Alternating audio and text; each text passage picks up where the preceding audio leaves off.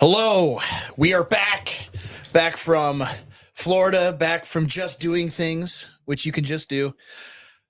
We had the privilege of spending some time with Mr. Tucker Carlson down in Florida this week. CJ and I did. And so we are very excited to tell you all about that and also talk about all the stuff going on. Like, things are happening. It is happening. Nothing ever happens, bros. I'm taking an L this week. So thank you for joining Contramundum.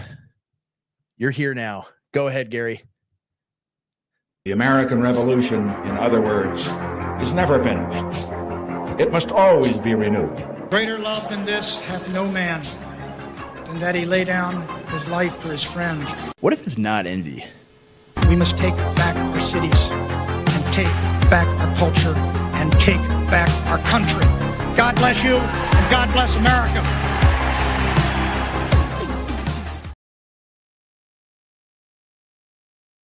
I jumped in first on that one. You got in first. Oh, I was so excited. Dude. Did you have fun? No, I was bored the whole time. The whole time driving from the hotel, Andrew was like shaking. It wasn't shaking. He was like, no, the whole you time. are so exaggerating, No. man. You had your fake Vipers on? Yeah, because I forgot sunglasses, so I Yeah. just bought a $20 pair of No, but sunglasses at Publix. you were describing it as like, the pre-Disneyland experience. No, it felt just like that when I was a little kid. Yeah. With my parents in Florida, right? You're driving from the hotel to Disney World, and like you're seeing palm trees everywhere. Beautiful sunny day. It's just gorgeous there. And then like you get to the gate of the parking lot, and just like to where we were going, like there's a gate for the like you have to pay a toll to go on the causeway. $6. Yeah, it's expensive. We don't have tolls like that here in Tennessee. No, we don't. $6. Maybe we should. Maybe. Well, it was. Maybe we I just had want, a toll I just on the want highway. supporters to know that we're using their money wisely. That's right. That's So- right. I mean, it was worth the $6 worth the to $6, cross that bridge. And let's it was great. Let's step back a little bit, because this has actually been in the works since like October, November. I think I first got Yeah. a text from his producer in September. Yeah, maybe. because we thought it was. We were thinking, okay, election's coming up. He's gonna want to talk about Tim Walz, And I'm so glad I didn't have to talk. I mean, I mentioned Tim Walz like once or twice, but like such an awful, repulsive guy Tim Walz is. Maybe even worse than Phil Williams, actually. he's probably gonna watch. Right, He's he probably gonna might. hear about a might. Minnesotan who's. I mean, he wants to run for president. Yeah, he does, which I really hope he does. Yeah, me too. I really wish him well in that endeavor. I hope that he gets the nomination. That would be incredible Yeah. to see Vance versus Walz Part 2. Mhm. That'd be awesome. I'm friends with school shooters. Man,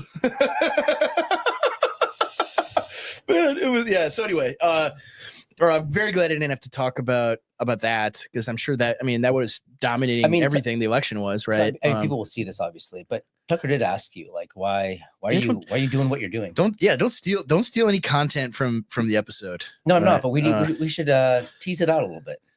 So we did talk about that. People are curious what you talked about. So we talked about that we a little talked. bit.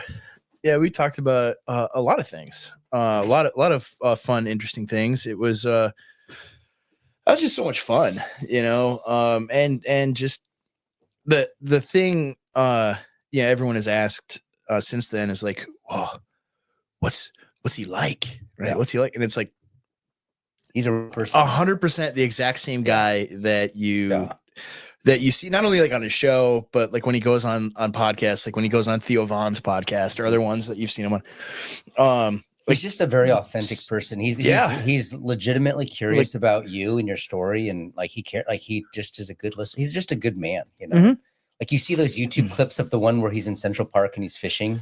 Yeah, people, That's people a great commented on the fact that he could not do that today anymore. He was just very cordial to the guy, and that's just how he is. And like, that video too, like he's way more interested in the guy at videoing him than he is in like talking about himself.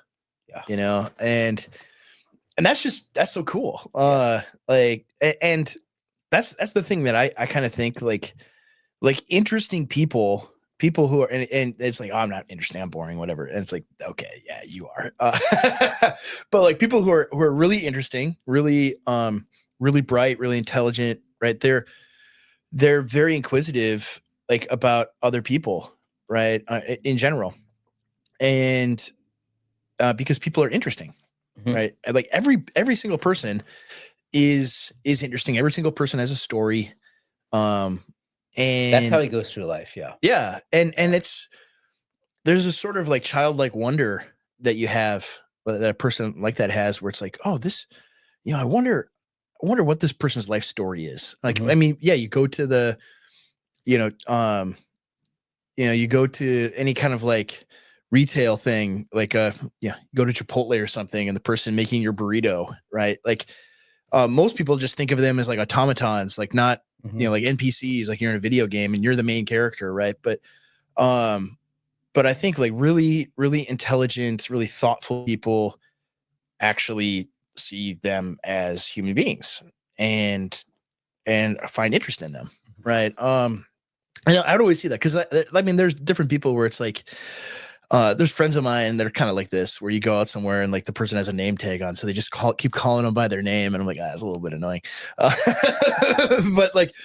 But taking an interest in other people, right, is definitely a sign of a person's character, and when it's genuine, for sure. And so, anyway, yeah, like just he's very easy to talk to. Extremely easy. Yeah.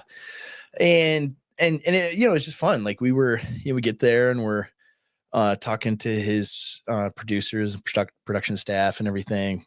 And they got me a coffee. They didn't ask if CJ wanted one. I felt bad for you. I felt bad. It's like, oh, could you get CJ one too? But yeah, I needed to be caffeinated up, right? And I got a whole bunch of free Alp. It was great. Yeah, you did. And that was another question people had, like who had more nicotine during the interview. And well, he did, because he had the 9s. Yeah, but I was doubling up on the 6s. So what if I think we're about 1-to-1 there, actually. So yeah, it was it was cool. So we're talking to like the producers and stuff, and then like just comes on in and it's like, hey guys, it does. Oh, we lost the camera. So yeah, it was super, super fun. And yeah, what else? Yeah, I was struck by the informality of it all. Like, he's just a regular person that wants to have an interesting conversation. Like, you don't, you think about it, like, I don't know if there's like prep or like if they need to prepare you, talk to you before you like, but he just was like a regular guy hanging out that happened to have a camera on. Yeah, like that was kind of the cool thing, where it was not like, all right, here are 15 questions I'm going to ask, and you got to prep your canned answers and things like that. It was an actual conversation. And like he did a ton of prep to like, know about, what we're talking about me and things that we're doing. But it was, man, it was hard to describe, I guess. I'm just super grateful to get to go there and meet him. Gary, you want to put up a tweet that we found? Because like one of the things that I'm curious about, not curious, but like fascinated by, is the responses, right? So obviously our guys are excited. A lot of energy's on our side. Found a tweet. The right wing it's happening, and we can just access, people, and we can just talk to people, and that's great. And then you have the people that are the naysayers, the ones that are just very concerned. They think we're part of a conspiracy. What's this one here? I can't read it. Oh, it's Bill Roach. That was the Bill Roach. This is what I'm talking about. Okay. We tried warning you people. At Tucker Carlson, if you want a counterpoint from this perspective, shoot me a DM. Shoot me a DM. Don't just send. Shoot it. We tried warning you people. We tried. Here's what I tried to warning you. I don't even know what the video. Did you watch the guy's video? No, I don't care. I'm blocked. But here's but here's the thing. if you want to, he doesn't even know what you said on the show. He's like, if you want to, the episode's not even out. Yeah, I mean, Yeah. I didn't even. I mean, we didn't even like get into like Christian nationalism or any of those things really at all. So I mean, this is what people like Bill do. They immediately go to concern zone, right? Oh, yeah. They're on a concern planet, yeah. and they are just going to like who does that? Like Tucker. Like, do you think Tucker's going to DM him? Maybe. No, I don't know. He's not going to DM. Okay, no, he's not going to DM him. I'd be gracious, But but he's not going to DM him. no, man. Like, I think. I mean, a lot of it is like there are these guys that think that like, yeah, we're some kind of like very well financed conspiracy, and they can't conceptualize that just regular guys like you and me or Steven or William Wolf or whomever else, that, you know, people just genuinely are interested in the things that we have to say.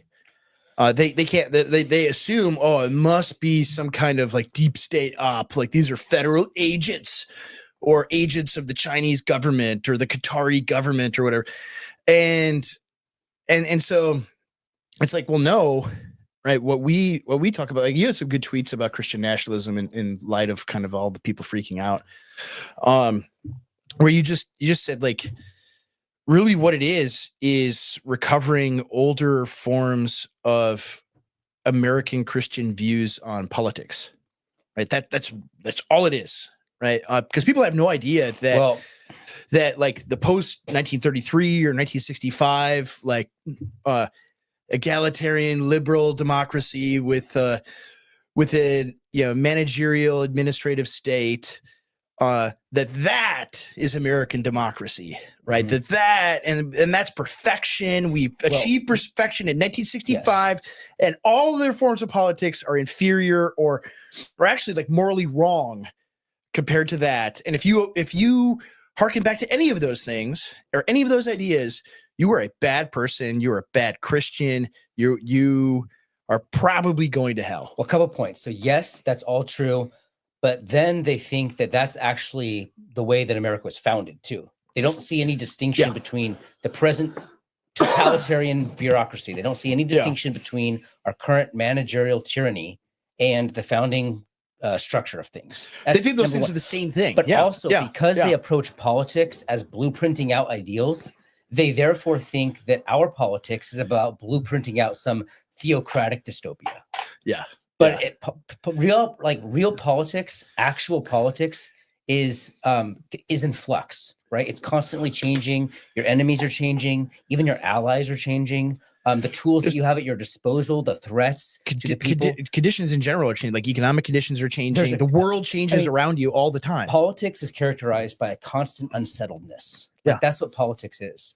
And so when you approach politics that way, people don't understand what you're trying to say. That yes, like for instance, I mean, Joel Webbin got in trouble because he was talking about what could we possibly do about the fact that all of these churches are waving gay flags. Yeah, and with like lesbian pastors and stuff like that. It's astounding to me that people can't admit that all 13 of the original colonies would have considered it completely legitimate for the government to do something about that. Yeah. And the point is not that I want that today or not. I'm not taking a position on that. Yeah. But the point is, this is just as a thought experiment. This is very well within the American tradition, because the American tradition precedes the post-war consensus. Oh, but of course it does.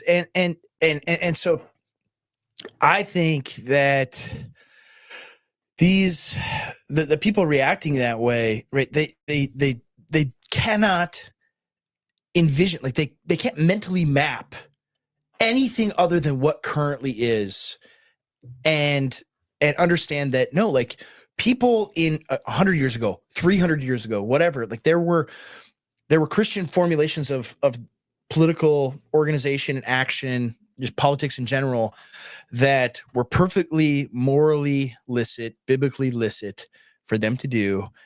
And they are very, very different than today. Homosexuality was banned and subject to execution. Maybe that's good or bad, whatever. But the point is that actually there's laws still in the books on that. Yeah. So we do not live in the American constitutional order that people think we do. Yeah, we had laws. I mean, it was at least criminal until like the 1980s in most states, right? And so it's like you're like, oh no, we can never do that. We can never.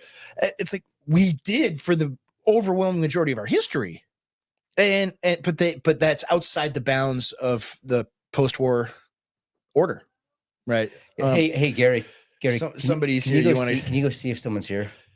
Just they're looking for someone. They're shouting. So yeah, I don't think anyone else is in the office. Yeah, get that. Just go. Yeah. Well, hopefully the camera doesn't die on us here. No. All right, now that Gary's gone. Yeah, now we can say anything we want. Our handler, our Qatari handler, is out of the room. Yeah. No, I'm just like flummoxed by it, man. Because the worst part is like the one guy you were arguing with yesterday, right? What was his name? Something Michael something or whatever. It looks like he's about 22 years old, and is like incredibly haughty, and he thinks he gets all this stuff, and he has like just in seeing the argument he's making with you, like he has no clue. Yeah, right. He thinks that post 1965 America, that was the pinnacle, and that's the universal standard for everything. Yeah. And they can't think of particularism, right? They can't, everything is a universal standard, right? There must be some like, they briefly caught a glimpse of Gary there. There Gary's must be, it was doxed. it was all blurry like Bigfoot. We have a cryptid that's our producer. It is, like, it was like you're speaking a different language to him. I texted Joel this the other day. I was like, look, we actually don't need. So I actually take the view that the Constitution died a long time ago, right? The Managerial Revolution was sort of the final nail in the coffin. Yeah. However, we don't need to say that we need to abandon the Constitution in order to push a Christian politics. Yeah. Because the Constitution was actually built within the paradigm of a Christian politics. Yeah, 100%. It was the product of that soil, right? Yeah. At the time, undoubtedly. This is the bizarre thing. Look, if all of these states that have established churches, they have the establishment of religion. Not in all of them, but in 8 of them, they had the establishment. I think it was 9, but yeah. Sorry, 9. You left out Delaware. So 8 or 9 states, and the modern theory that this guy was pushing is that the second these states voluntarily signed onto the Constitution, they were knowingly in breach of it. That's retarded. Yeah, that is it's really stupid because like most of them kept their established churches into the 19th century. The point of the First Amendment was Congress was to guarantee to the states that they could keep it. Yeah, precisely. That was the point. Like, and if you read any of the debates about the Constitution at the time, like that's what they were arguing about. They were nervous that the federal government was going to have a different denominational vision than what they had in Massachusetts, for instance. Yeah, they thought like, well, Virginia is the most populous state, the most powerful one. Like they could force us to all be Episcopalian, right? And they didn't want that. The constitutional architects said, no, we will guarantee this to you, and we're gonna add these 10 amendments so that you know for certain that the federal government, Congress specifically, will not intercede with the way that you do religion in that state, in your particular state, state. Yeah. So it was only later with the living constitutional theory that they would apply the federal Bill of Rights to the states. Well, we get the 14th Amendment now, so we're going to apply all the Bill of Rights to all political action. So everywhere. When they say that, if they admit right there that they're okay with the living Constitution, all right, let's play that game then. I'm okay with the living Constitution too. And here's my vision of the living Constitution. You want to play that game? Let's talk about Christian nationalism then. Yeah, exactly. Exactly. So like living Constitution for my friends. We can play that game too. Let's play originalism for my enemies. Don't use the Constitution against me if you're going to use the 14th Amendment and the progressive interpretation of it. And that goes into like right now, because I said we were going to talk about like stuff happening right now. It is so beyond absurd to me that you have these people like David French was tweeting about this, just disgusting. Tweeting about what? About the due process for the gang gang member rapists, drug murderers that are being deported to El Salvador in prisons. Like, they don't get any due process. This is so unconstitutional. This is so bad. Trump is attacking judges. He's doing all these things. And it's like, where was your Constitution when states were locking everyone into their homes, right? Where was your Constitution when the Biden administration was putting pressure on Mark Zuckerberg to censor Facebook, to delete posts and to lock people out of their accounts? Not just like he did it. Like, they did do those things. Yes. Where was your Constitution when President Trump is being prosecuted in these absurd ways? Where was due process when you locked up people there on January 6th for years? Nonviolent people who committed, at best a misdemeanor, right? Where was that Constitution? Where was that due process? Where was the rule of law, right? We rule of law. And it's like, it was gone. All of it is gone, right? Where was your Constitution when they passed Obamacare, when the Supreme Court says it's okay, when an appropriations bill, which is what Obamacare was, originated in the United States Senate, directly in violation of the Constitution? Where's your Constitution when state secretaries of state said, I'm in charge of the election laws, I'm going to change it, even though the Constitution says, no, only state legislatures can do that, and they cannot delegate that authority to someone else, right? Where was your Constitution then? Like, and they didn't say anything about any of this stuff ever. No. And who are their heroes? Their heroes over the Lincoln, 20th century. FDR. Wilson, right? LBJ. Like, are you kidding me? Like, you bring up the Constitution now because, it's in the regime's interests to do so. The Constitution only restricts things that are done for the benefit of the American people, and the original constitutional order to restrain the regime, right? That's the only function of the Constitution, the actual piece of paper today in our system. Where was the 10th Amendment when you put up the FDA and the Department of Education and the Department of Energy and all these massive welfare and warfare programs and the CIA and the FBI? Like, where's the Bill of Rights? Well, you see, they got the Commerce Clause and they interpreted it that way. And why did they interpret it that way? Well, it's because FDR threatened to pack the courts. Yeah. So So why did you? If Trump said, you know what, if the Roberts Court finally rules on these injunctions by the random judges, most of them not even born in this country, protecting criminal aliens, if they finally rule on it and they rule against him for it, right, he should just say, Constitution does not prohibit me from nominating as many people as I want to the Supreme Court, and I'm going to pack the court. Right. Just do it. Right. I don't think he's going to at all. But right. He can, like, that's within his authority as the president of the United States to do that. Right. And FDR used that. And the precedent was actually given to him by the heroes of the left. Like, that's David French's hero, FDR. Yeah. 100%. And so, like, that's the thing. Like, you have like the nominal Constitution of the United States that everyone points to all day long. But then you have the actual Constitution of the United States, which is the Civil Rights Act, which is New Deal. All the administrative state that started in the New Deal and in the Great Society, right? The president, he's got all Article 2 power. Allegedly, he's supposed to be in charge of the entire executive branch, but he can only fire 1% of it himself, right? That's insane. That's not the system that our country had. But everyone thinks, oh yeah, it is. And then we, like, when we're pointing this out, we're saying, hey, the emperor has no clothes. Hey, we don't have that constitutional order anymore, right? These idiots like James Lindsay or the guy you were arguing with or whatever are like, these guys hate the Constitution. They hate America. And it's like, no, actually, I love it. I love the constitutional order that America used to have, and we don't anymore. It's gone. It's been gone, 2 lifetimes ago, right? Well before anyone living today was even born.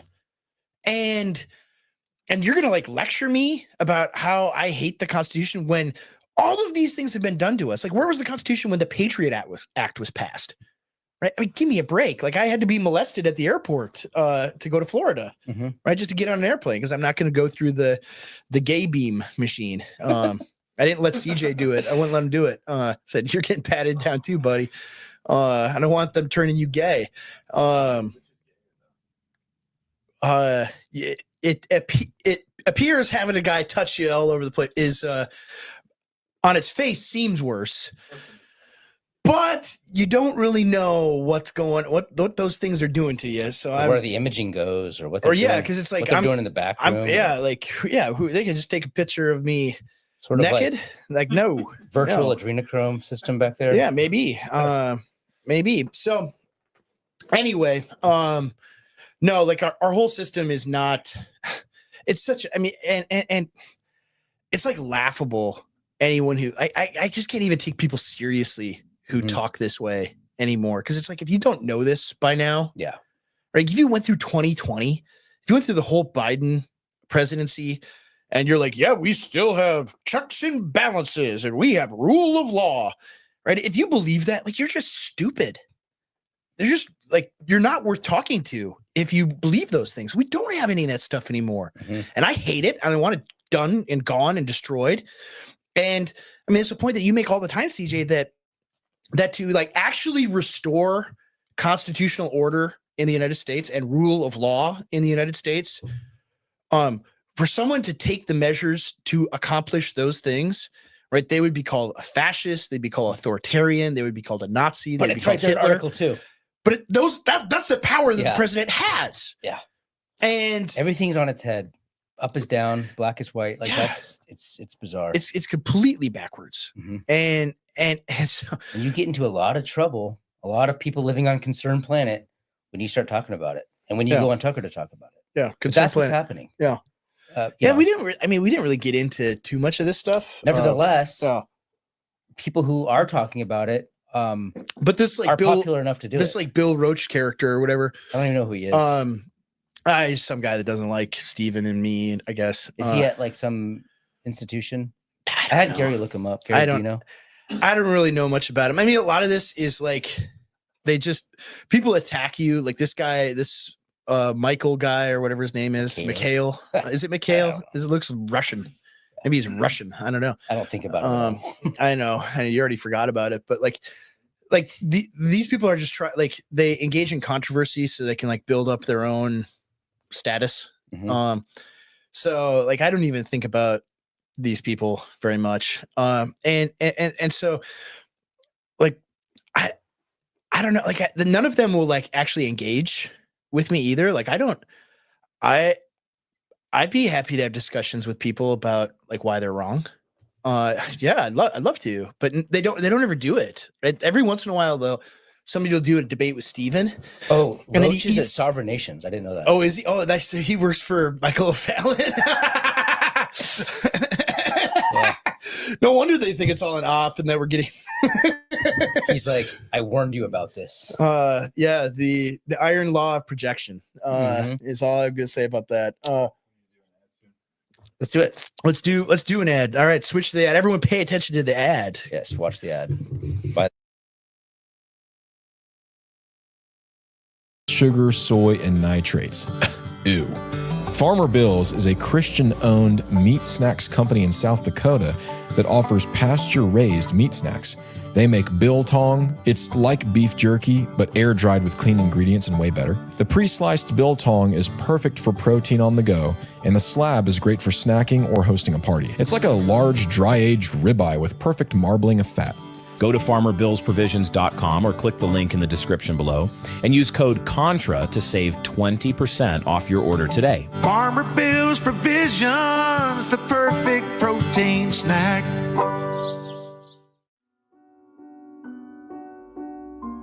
Stay safe. Mask up.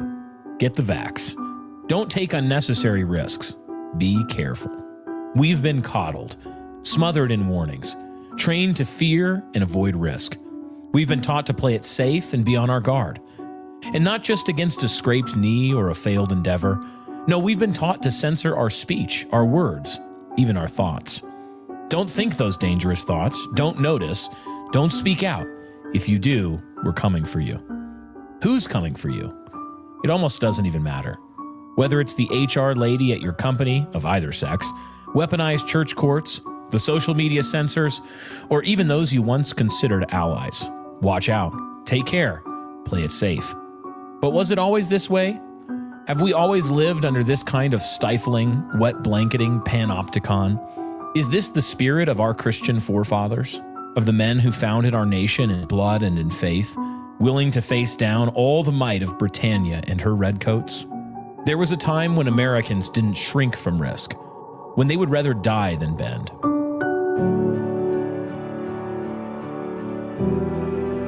Our Christian forefathers knew what it was to draw the sword and throw away the scabbard.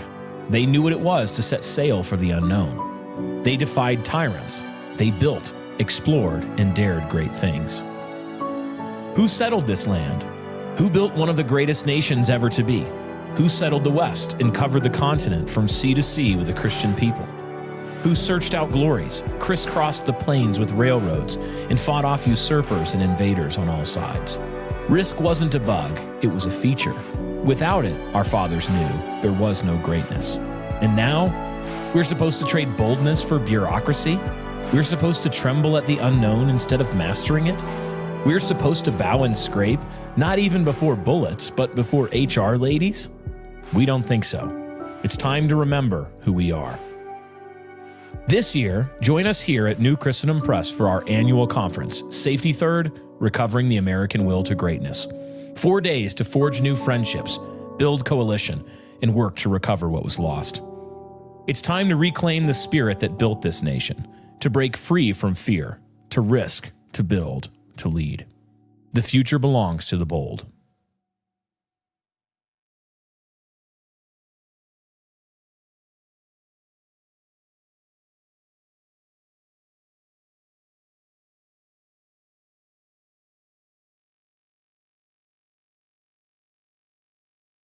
Okay. I sent you the link in our Top Guys chat. The Top Guys chat, by the way, is only for supporting listeners. It's a fun chat. We have a lot of fun in there. People in that chat knew you were on Tucker before anyone else. Yeah. I mean, except for our wives. I was going to say, my wife knew. But they knew pretty early. Just pull that up. We'll just do a live react. What waltz one was earlier? Oh, it was just the one where it was it's a funny clip where he's like, and it's at 225 and dropping. The Tesla one? And he's talking about the Tesla stock. But Nate Fisher posted and he's like, looks like Tim Walz just got his T levels checked.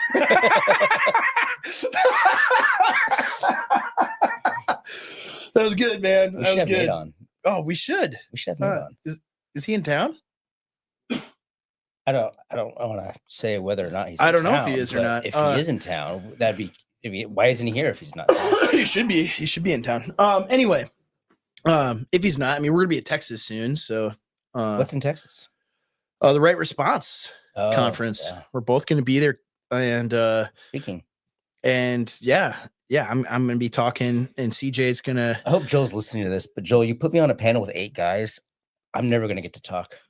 So it'll be familiar for you then. You know, you're totally right ready. Like that's why he did that. He's like, oh, CJ never talks anyway. I've been talking a lot this one though. I know. I'm glad about that. Me too. Looks like it's not loading. But so yeah, Texas Right Response will be there for a few days. That'll be fun. Yeah, it's gonna be great.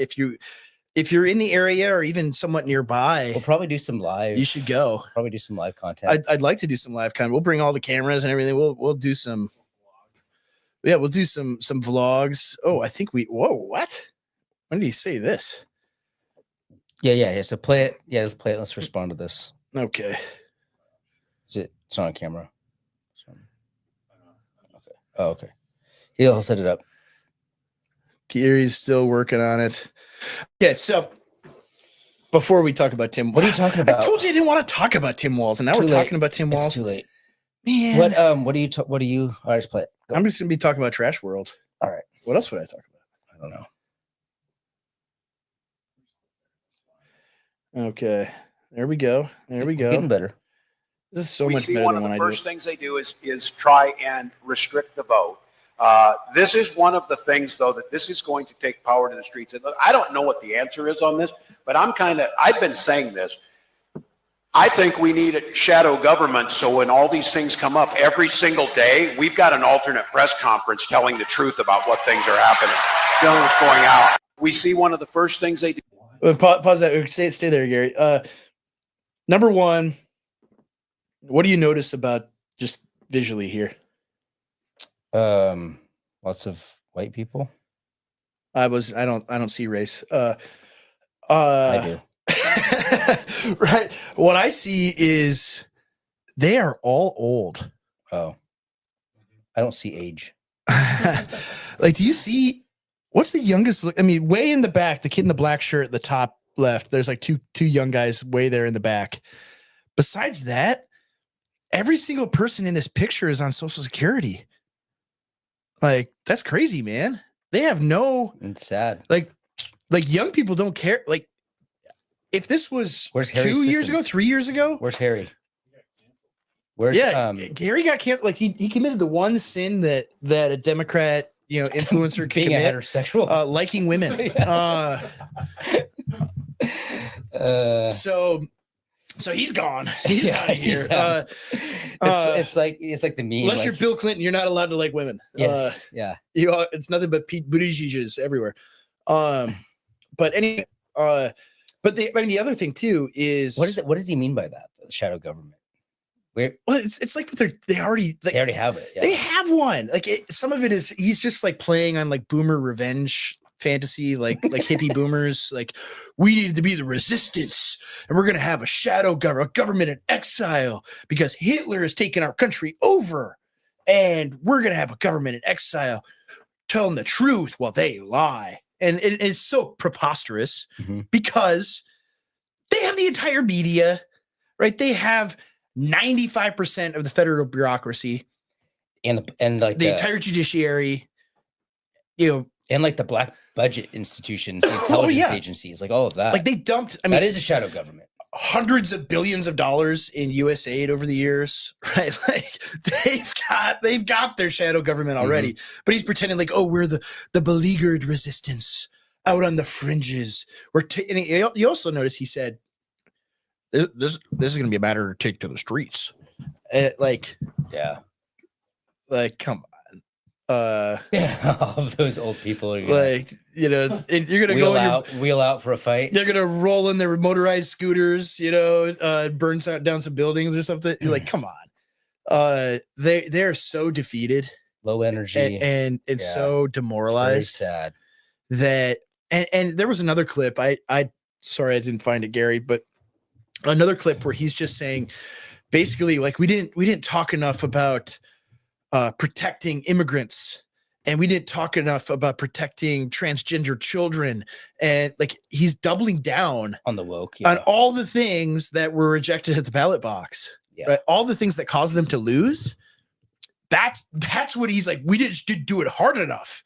And so that's why when I said earlier, interesting split between he and Gavin Newsom, because Gavin Newsom's taking the opposite tact. I told you what my theory about Gavin Newsom is. You did. Yeah. Why don't you share it? So my theory, and this could be totally harebrained and nuts. That's premium content. But that's what people subscribe for, right? It is. So my theory on Gavin Newsom is that he is going to seek nomination for president in 2028, but not as a Democrat, as a Republican. And that he will be, the never Trump, normal, wholesome, right, anti-Trump Republican figure. Like the reformed, like I understand now. We went too far. Yeah, I was a Democrat once, and now I'm a Republican, and things were just really crazy. Do you want him to do this? Yeah, I do, because you like the chaos. Well, one, I like the chaos, but also two, he's not going to succeed. Like that constituency. I mean, look at how Kamala tried to like trot out Liz Cheney. Like that was going to make a difference in her campaign. Like 4 people, in the whole country think she's awesome, and everyone hates her, both on the left and right. And the Democratic Party hates her. Democratic Party hates her. I mean, like no one respects her at all. No. I mean, these were people that like thought her father was literally Hitler before they thought Donald Trump was. So, they've got a lot of Hitlers. I mean, we talked about this a lot. A lot of Hitlers. Binders of Hitlers. Binders full of Hitlers is what they got. And so, yeah. I hope he runs, and I hope he gets completely demolished by JD Vance in 2028.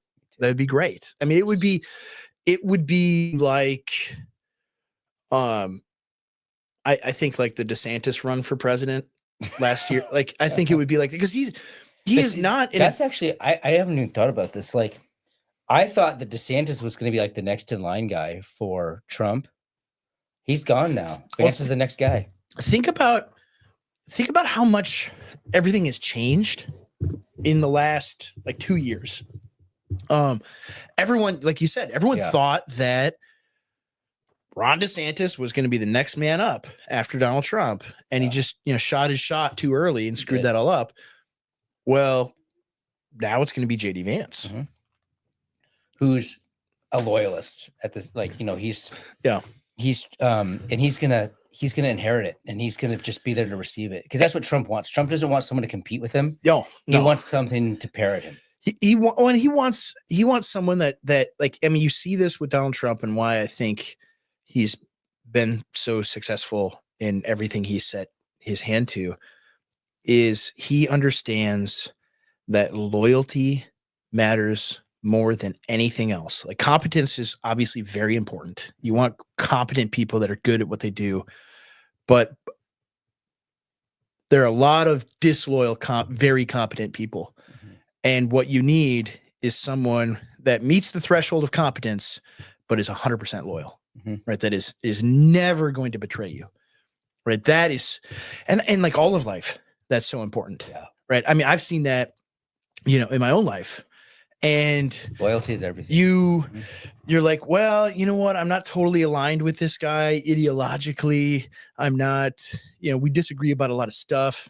But when you get attacked, totally loyal. But when you get attacked by the enemy, you need your friends to stay loyal. Right. When you're attacked, or I just think earlier in life when things were, I mean, we actually talked about this during our travels this week, but like when things were rough for me, when life was really, really, really hard, and you find out, like when you're kind of like at rock bottom, that you find out just how few friends you really have. I mean, there's a country song about this, of course, but like you find out who your friends are, like you do, like you totally do, right? When there's no advantage for someone to do anything for you, to help you out, to stand with you, whatsoever, then you find out, okay, who is really loyal, right? There's a clip,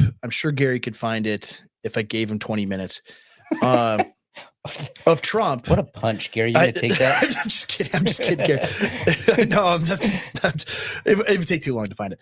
But there's a clip, is it the Charlie Rose show, the PBS show, where Trump is on that show, and he's like, one time I'd like to lose everything and totally hit rock bottom, and then find out who's going to be loyal. Well, he did when he was being, and that's exactly what happened. Yeah. Right. It's exactly what happened. He was being prosecuted. He's being prosecuted. Like he might spend the rest of his life in prison. And the people that rallied to him in that moment where it looked like it is over, like J6 happened. He's been removed from the presidency basically via a color revolution and coup. And you find out who is actually loyal, right? Who is going to stand by your side. And that's why I think the second administration is so much better. Yeah. It's not perfect. There's still some bad figures there, but like Mike Waltz. But overall, boy, is it good. Like, I mean, and one of the people that distinguished himself in all of that, in that whole mess when he was at the bottom, we've talked about this a few times, was Senator Marco Rubio. right? He was extremely loyal to him when it looked like there was no advantage politically to him at all. Yeah. And he was rewarded for that loyalty because, I mean, it's the same thing. I mean, it's a biblical principle. It's something the Lord spoke of in the Gospels is, right, he who's faithful in little will be faithful in much. Right. And that isn't just in terms of like, oh, you give somebody some small responsibilities, then you can give him more responsibilities. That's true. That's the general principle, but it's also true just in terms of trust. That if this person is trustworthy in small things, I can trust them in big things too. And I don't think we adequately value those things nearly enough. Like especially like in the Reformed Christian world, we value ideological purity, or exactly. theological purity. This is the thing, because like that's actually a criticism of Trump, is that he demands loyalty. Like if you ask, the regime evangelicals, like a dictator. Yeah, this is an example of how bad he is because he demands loyalty and expects loyalty from. They demand loyalty too. Of course they do. Yeah.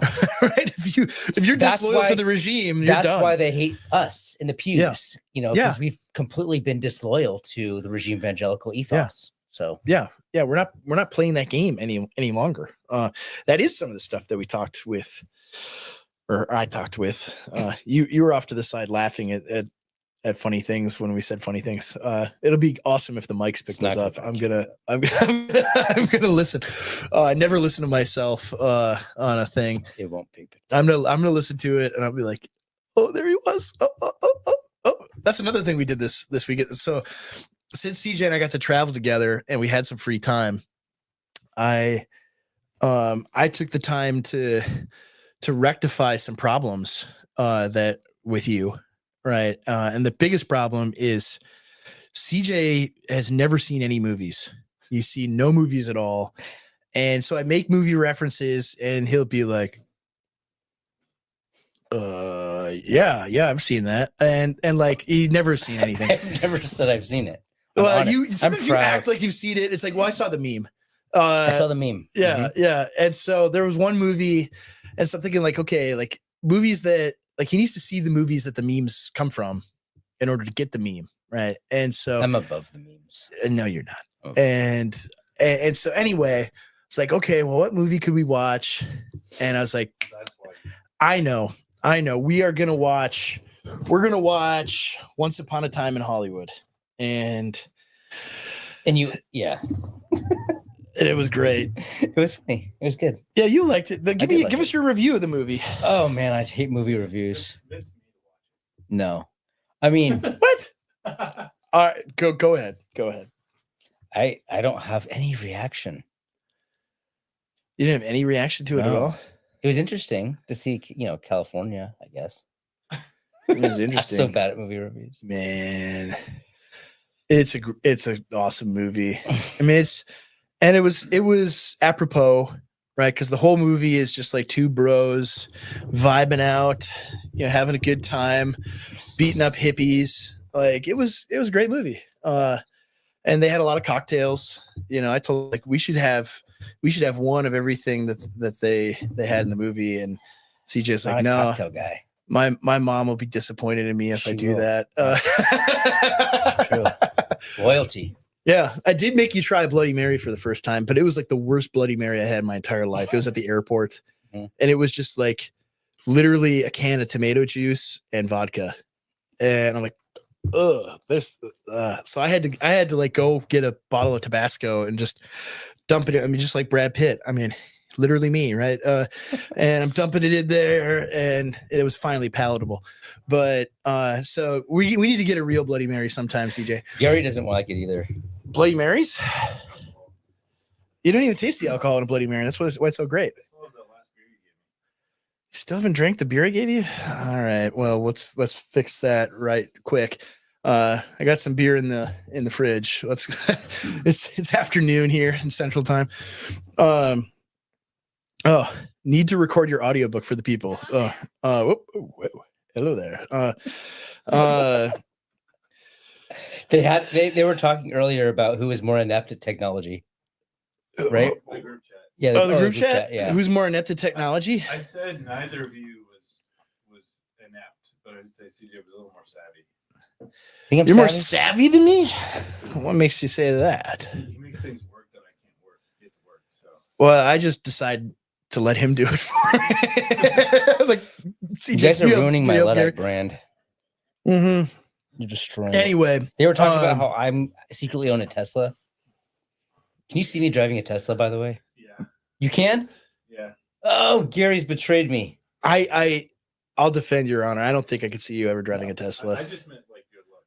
Not Oh, okay. The aesthetic, maybe. I told CJ on the trip, I was like, man, I'm seeing how these people hate Musk, and they're calling the Tesla like a swastika or whatever. and I'm thinking like, man, I hate the idea of electric vehicles too, but there's some pretty good deals on them right now. Maybe I want to get one. I don't know. I mean, I like driving cross country, and obviously you can't really do that with one of those, but I might get one. And CJ will disown me. The show will be over. We're all done at that point. I hate Cybertrucks. Yeah, What's that say? My kids love them. Like every time we see one on the road, they're like, Dad, Cybertruck. My kids go. They're Dad, hard to miss. My kids go. Those are bad, right, Dad?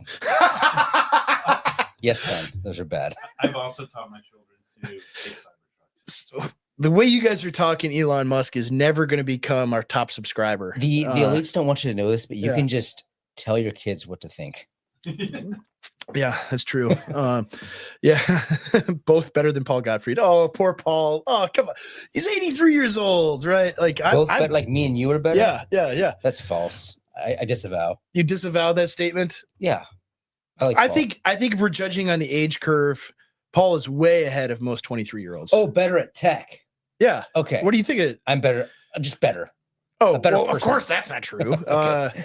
No. Yeah. Paul is That's the the worst. triangle truck. Yeah, it's generational thing, you know. I like to think like when we're 83, are our kids going to be like super tech savvy? Well, when we're 83, there's not going to be tech anymore, right? Right. I'll have already Uncle Tedded it.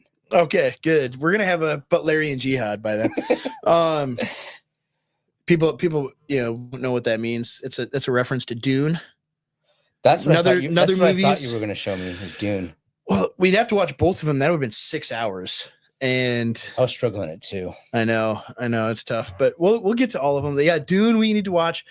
I think we got to do some movie reviews. I don't really know how to do that without like catching the sound in the background. So maybe I am inept at technology, but we got to do some movie reviews, man.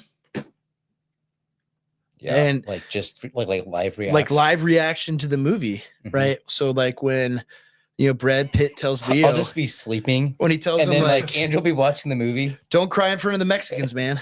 Right, that was funny. That's I know, of course it is. Yeah, or like when he the ending is so good. The ending is good. He's like, "Hey, I know you.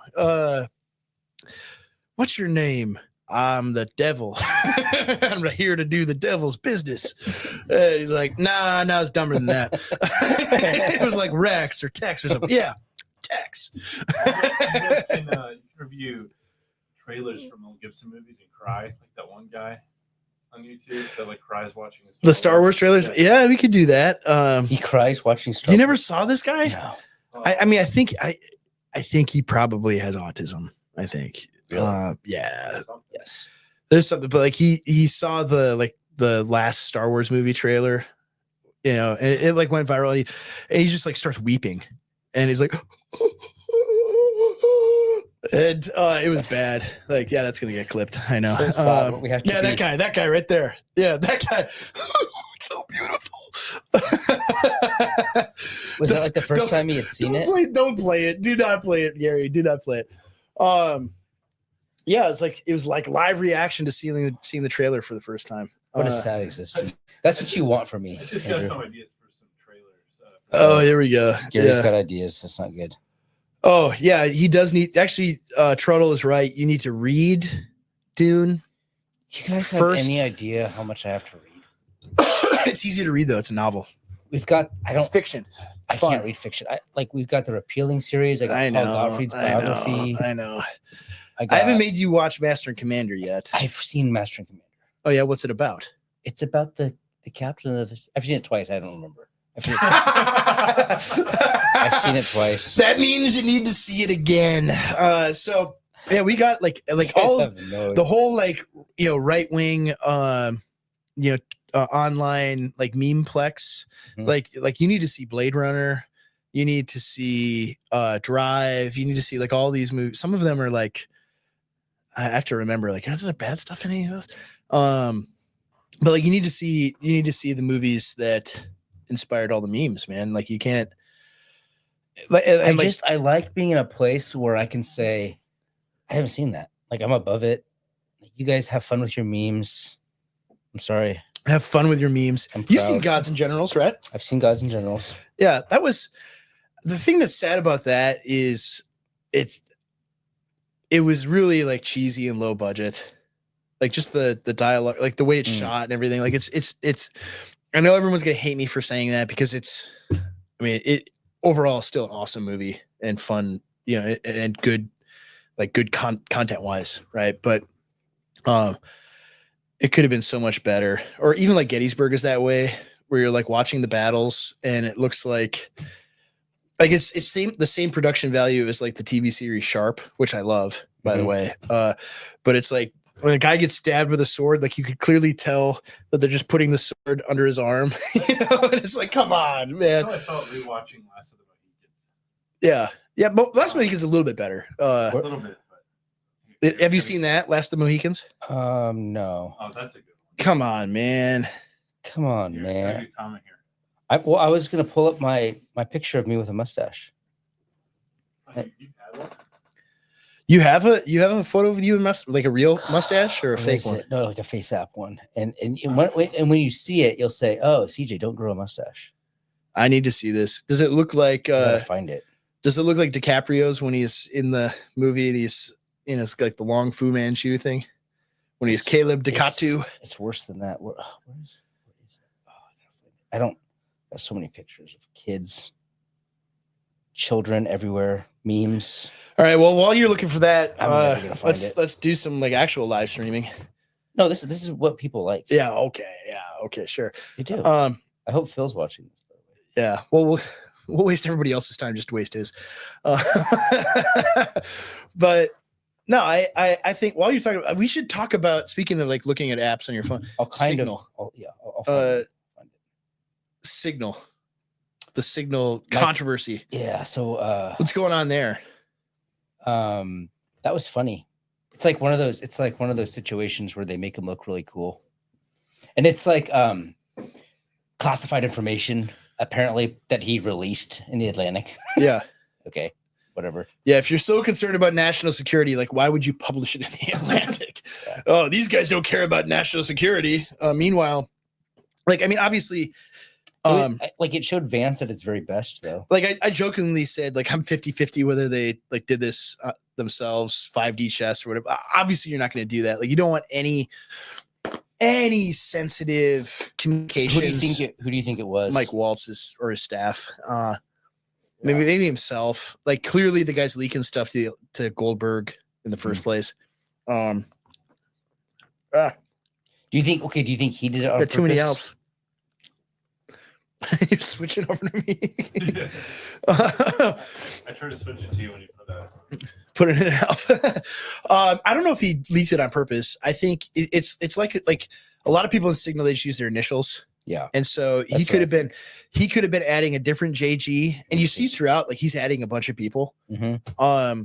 So he could have added a different JG and thought it was somebody else. And the evidence of that should be right in the Signal chat. It should be there. Yeah.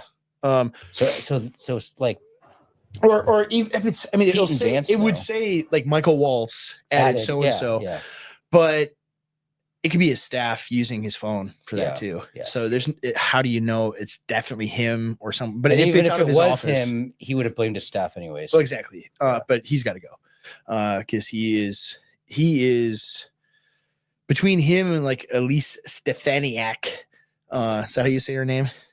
I don't really care.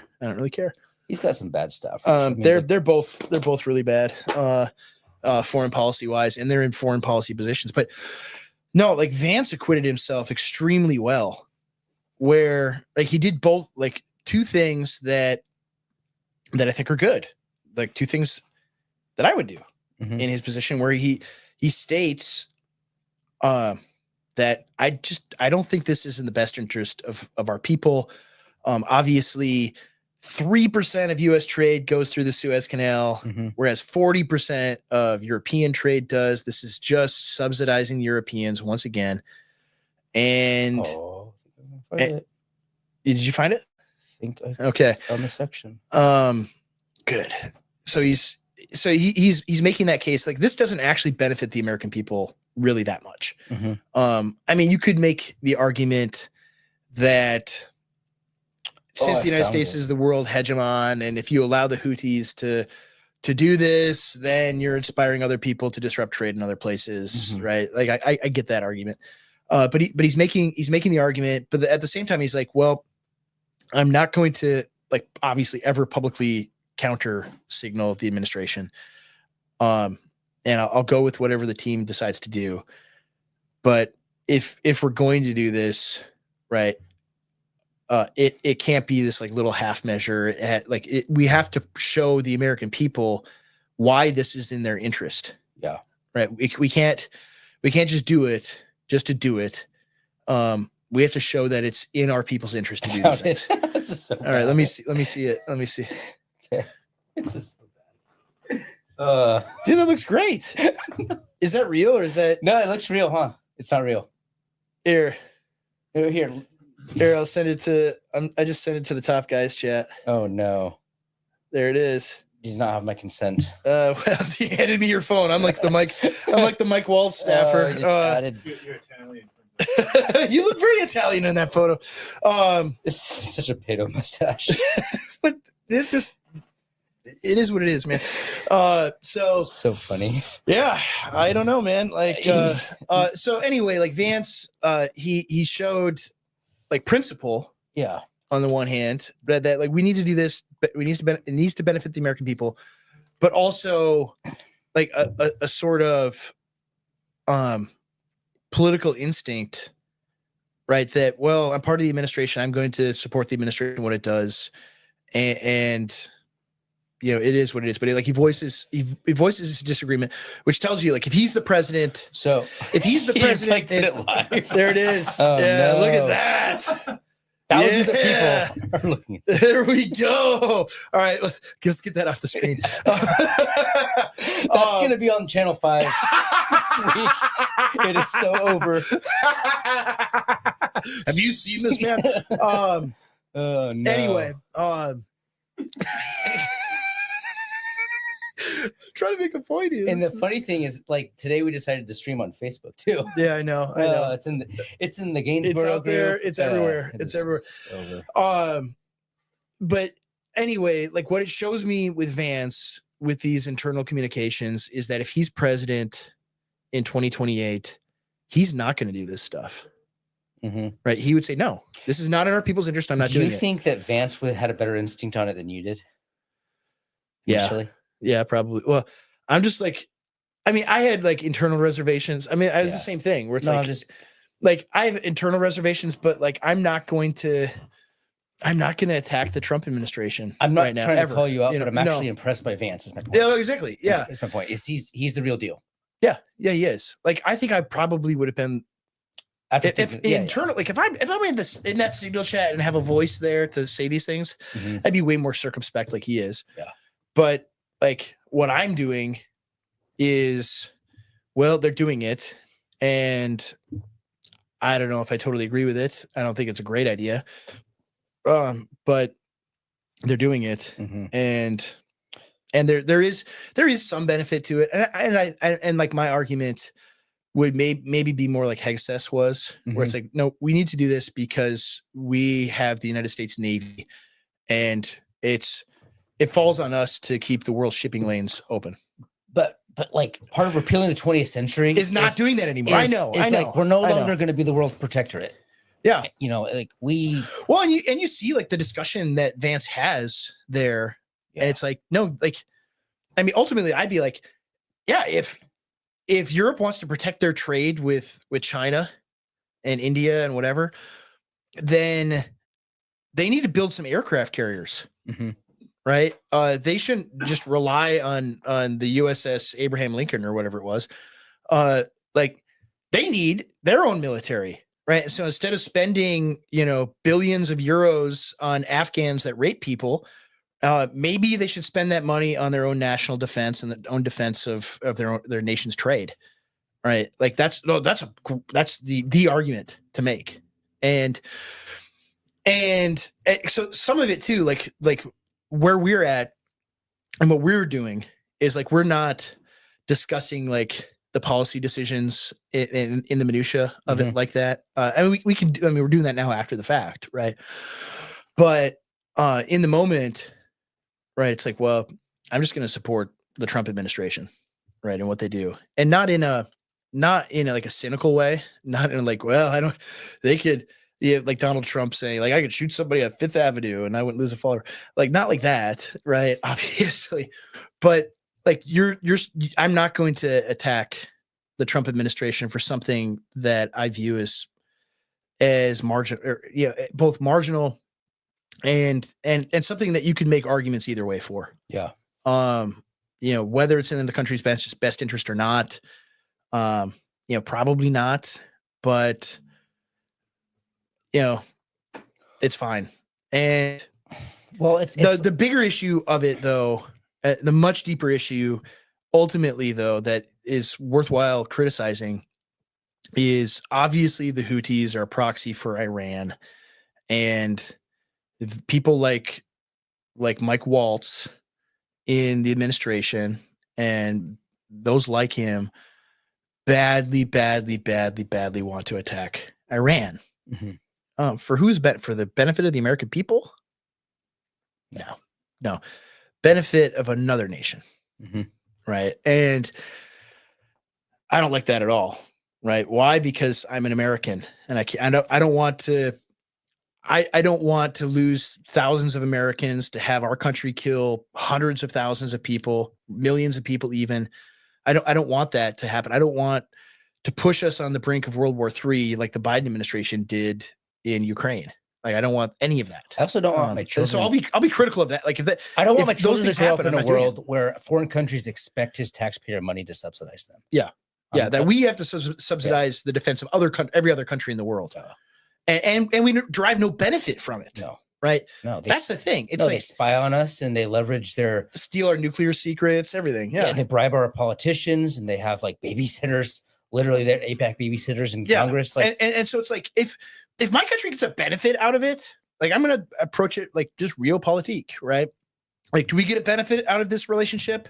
Well, then it's fine, all right? Then I understand it. It makes sense, right? If there's a strategic benefit to it, but no one ever is really able to make that case. Like, you could make that case in the Cold War for sure, but after 1991, not really. No. And I care about my country, right? The United States of America, more than I care about foreign countries and their national security. And if that makes me a bad person, then great. Fine. I am for caring about my people and my country. So no, I'm totally against any action against Iran at all, right? Total. Doesn't benefit us at all. I mean, just like the Iraq War, no benefit to our country there at all. It would be the same thing. So in that regard, like the Houthi attack, like, it doesn't signal great things. But like it has to rise to the level like where the war drums are beating against Iran, right? Then I'm going to expend like whatever tiny bit of capital I have. That's how I'm going to use it. Right. Not on something like, because I see this, like I see on the, I go on the old Facebook every once in a while. We're streaming live on Facebook right now. Thank you, Mr. Zuckerberg, for giving $1 billion to the Democrats in 2020. Now he's based. now he's based because he gave $1 million to Trump. He's got a Zoomer. And he's doing jiu-jitsu. No, like I go on there and I'll see like ostensibly conservative people that I've known in the past. And like all day long, all they're doing is complaining about every single thing Trump does. Like Trump said this, Trump did that, Trump deported illegal criminal aliens to El Salvador without due process. He did this. Oh, he posted a Studio Ghibli meme of a fat fentanyl dealer woman crying. Oh, isn't that so horrible? Isn't this awful? Like all day long, thing after thing after thing after thing. And it's like who pays attention to anything you have to say? What right? What is this message? Does he want us to say something?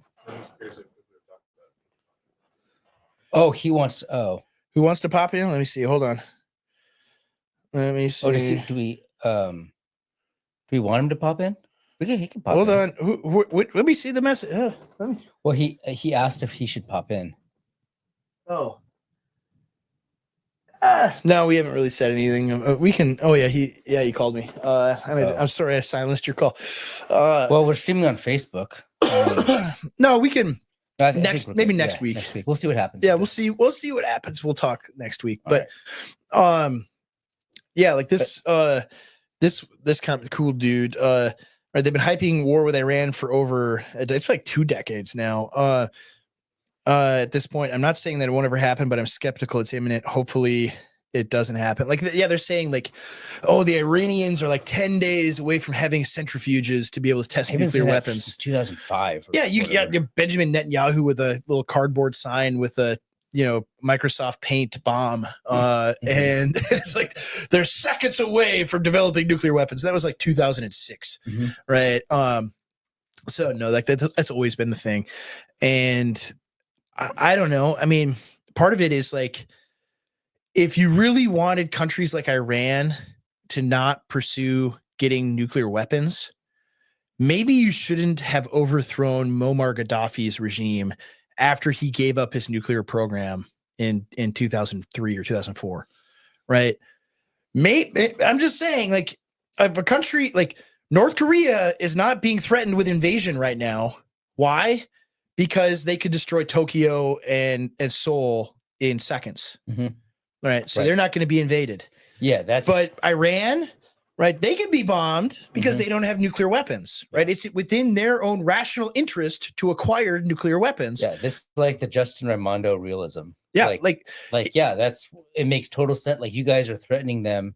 It makes total sense why they would do this. Yeah, and so, but you're not allowed to think about countries as operating in their own self-interest. You have to think about this in good versus evil. Yeah. Is he Hitler? Is he not Hitler? Muammar Gaddafi, Hitler. Yeah. Saddam Hussein, Hitler. Yeah, that's whoever the Shah, or not the Shah. That's we liked him. Who's the leader of Iran? The mullah, the who even knows? The Ayatollah Khomeini or whatever. Like, but we talked about this with Ukraine. Like, he's right? Hitler too. All right. Ukraine is expanding into Russia. It's in his own self-calculation that he would make this judgment call. Or NATO is, yeah. NATO's expanding like on the Russian border. Using Ukraine to do that as a proxy, like it's in the rational interest of his government and his people to defend themselves, right? It's in the interest of the Iranians to acquire nuclear weapons, because then you're not going to be bombed. I mean, it's in the interest. You don't have to like it, but like, it's in the interest of the Israelis to have nuclear weapons. If you can't think in those terms, right? You're not actually playing the game. Yeah, you're out of the game.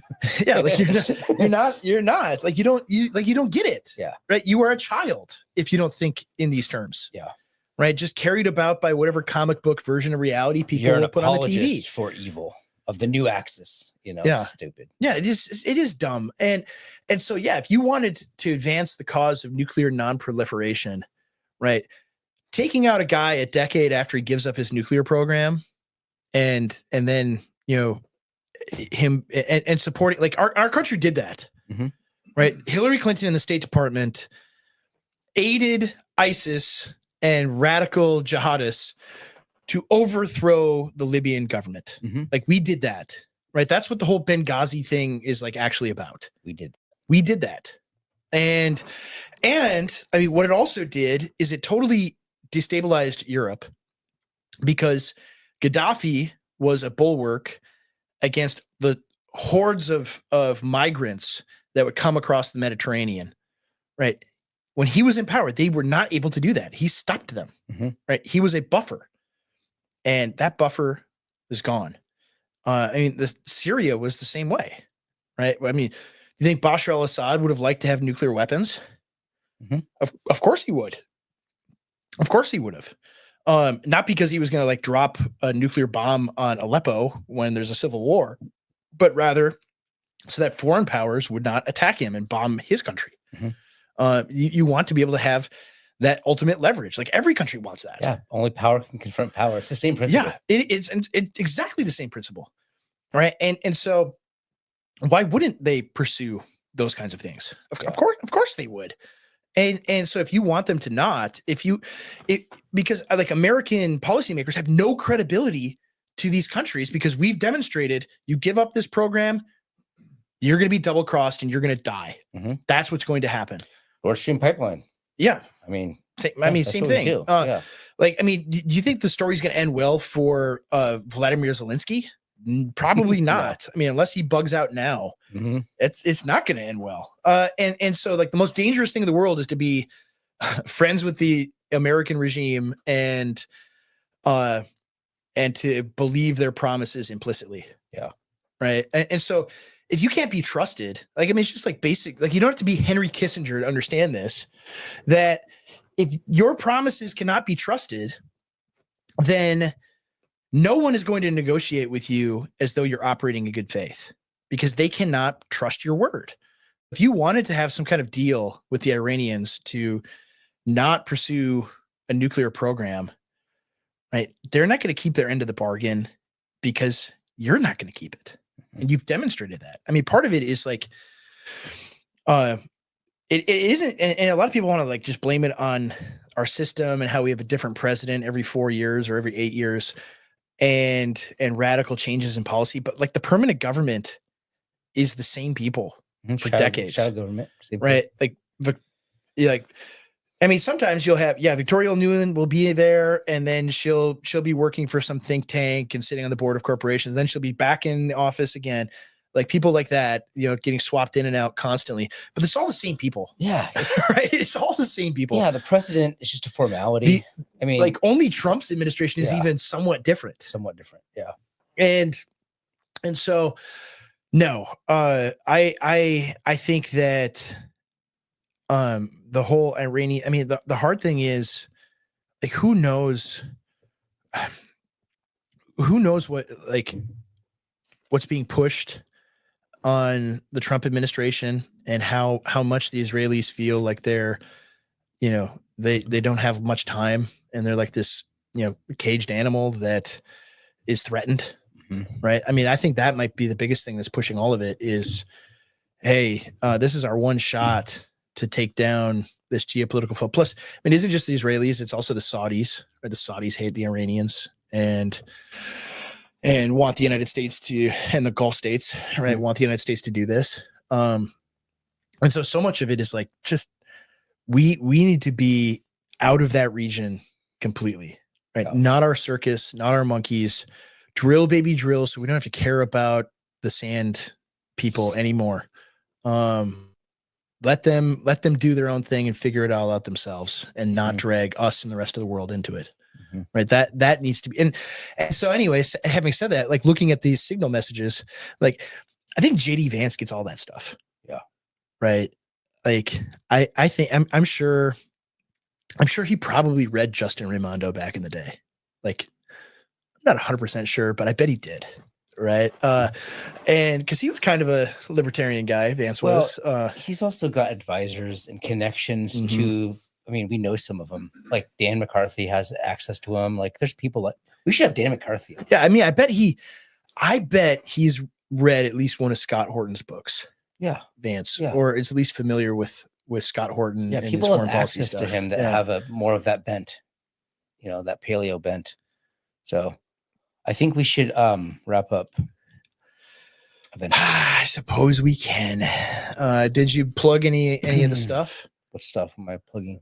The subscribing and the content we're doing? Like, do you have an announcement about the I don't even need to tell repealing people the to go to 20th century? contramundumpod.com. Contramundumpod.com. Everybody Yeah. watching this already knows to go to contramundumpod.com and become They a already premium know. subscriber. Everyone knows. I mean, contramundumpod.com. What else though? we have What are we doing there? Well, we have the Appeal to Heaven series. That's Yeah. the we're repealing the 20th century. By the way, repealing the 20th century, like we've been rethinking it. It's gonna be like 30 episodes. Yeah. You know, we're gonna have to do 3 on World War One. But we're not gonna. We thought we were gonna do like each one in like 1 hour. We'll get it really really We're condensed. realizing that would be an abuse of our responsibilities. No, we need to do deep dives Deep on dives. stuff. Yeah. I mean, When did we film some and now we're redoing it? Yeah, we started filming them and we were like, this do doesn't do it justice. We can do deeper. We want to do it justice. I think what people like is the revisionism, is like rethinking things, Yeah. comparing what your textbooks taught you and what actually happened. Yeah. That's what people want. So that's what we're going to do. Yeah. Because we are men of the people. Yeah, the format really is going to be, here's what your high school history textbook said, Mhm. and here's why that's a complete joke and nonsense. Yeah. That's going to be our whole series. So Mhm. it'll basically be like a college history course.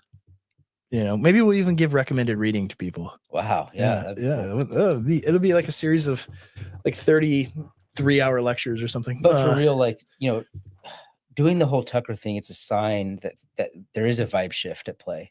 And we do appreciate the support, and we use it. You know, we want to use it in a way that's a good steward of the obligations in which we find ourselves. It's really exciting times. What a time to be alive. You know, that we get to do these things. It was cool.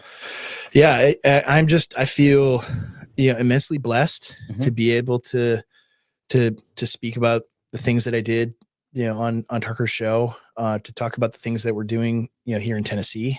I spent some time discussing that. Like, that's a lot of what he really wanted to talk about. And people want ideas, man. They're sick of this. They know that things have to change, that they're losing their world, and the things that can be done. Yeah. And you don't need guitar money. You can just do things. Guitar or Qatar? Guitar money. Oh, I thought you said guitar. Like, I could be a country music star. I mean, we're close to Nashville. You were a rapper last week. I was a rapper last week. I did sing some country just a little bit ago. Yeah. But yeah, you don't need, you can just do things. You can just do things. Like, that's, I mean, so much of what this is like good stuff, good ideas, good commentary, good research, good thinking, good theology, good anything that's good. And do what's good. Think whatever is good and right. Do that. But if you produce things that are interesting, that people want to learn about, that are different than everything else, that's just mono everything, right? Monoculture. There's a consensus on every little single thing. Like, if you present ideas that are contrary to that, people want to hear about it. Yeah. And so, and it hasn't always been that way, right? Because we've had a monoculture and a widespread consensus on everything for decades. But the moment that we're in is that there is a significant number of people that are curious about, well, things are really bad. Every institution is lying to me about everything all the time. I want to listen to some people that have thought about this stuff and have read deeply, that know what they're talking about, people that I can trust, right? Talking about like loyalty again, right? People that I can trust, that are not just these fly by night grifters that pop up out of nowhere, but rather people that have spent years and years thinking and studying and reading and doing a lot of work to come to the conclusions and realizations that they have. There will be people that want to hear that now. Yeah. And so we are immensely blessed that God has created these conditions and opened the doors that he has. Yep. Cool. Yeah, you could just like the video. Right? You could just like the video. What do you have to plug? Do you have anything You could to just plug? subscribe. Yeah, I mean, if you're able to go to the Right Response Conference next week, I think they're It's still open? there might be. Wow. I mean, people can tell me in the chat if I'm wrong. But I think you still can get tickets. Cool. So come to that. Come say hi to CJ and me. Yeah. CJ's not very social. No, I'll be up till 6:30 p.m. So meet me before that. Yeah, he goes to bed at 7, but I'll be out all night. Yes, I'll just as long as I've got, nicotine and caffeine, well, then you got protein, as John Daly says. So I'll be out having fun. But yeah, come say hi. We're really looking forward to it. And That's it. I think that's all we got. So stay peacefully dangerous, and we'll see you next time.